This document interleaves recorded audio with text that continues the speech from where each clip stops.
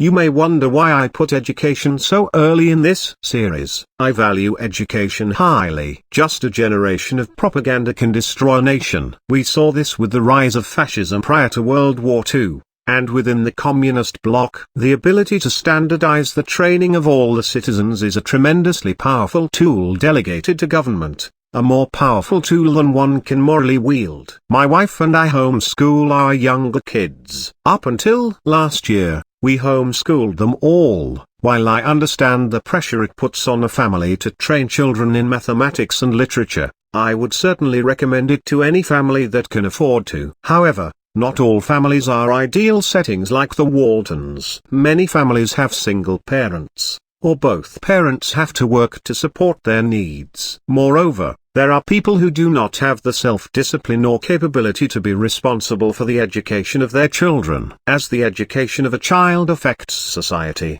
there is a vested interest in education. My older children are educated at a charter school, which seems to teach them well. One thing we have noticed is the rigid standardization that they all have. There are various tests coming from the state and federal level which all publicly funded children take in order to determine funding in the future.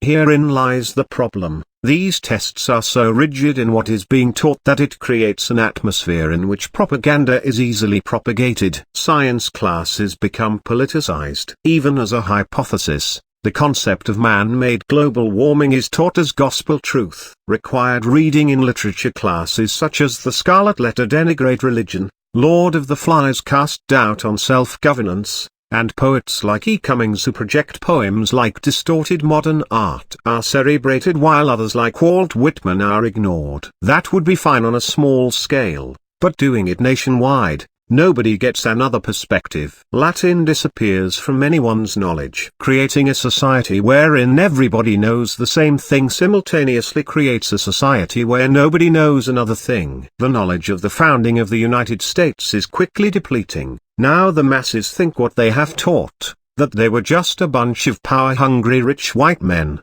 This standardization of education needs to stop, otherwise in a few generations, we will be ripe for destruction, just as Nazi Germany or the Francoist dictatorship in Spain. We need to preserve the diversity in thought. I find it ironic how liberals tout diversity in race, diversity in lifestyle, diversity in ethnicity, but when it comes to diversity in thought, what actually benefits society, they shut down. Public education, secondary education, mainstream media, all three supported through government funding and kickbacks, is all ran by socialist ideology. Some goals of the communists as read into the Congressional Record 1963, 17. Get control of the schools. Use them as transmission belts for socialism and current communist propaganda. Soften the curriculum. Get control of teachers' associations. Put the party line in textbooks. 20. Infiltrate the press. Get control of book review assignments, editorial writing, policy-making positions. 21. Gain control of key positions in radio, TV, and motion pictures. We need to reverse this trend and allow for the free flow of ideas once again. In order to do this, we need to abolish the Department of Education, and all federal funding going to schools. I do not see anywhere in the Constitution that specifies that education should be funded, but I do read the 10th Amendment. The powers not delegated to the United States by the Constitution, nor prohibited by it to the states, are reserved to the states respectively, or to the people. Leave final control of education in the hands of the several states, preferably at the county and local level, but wealth discrepancies may make this difficult.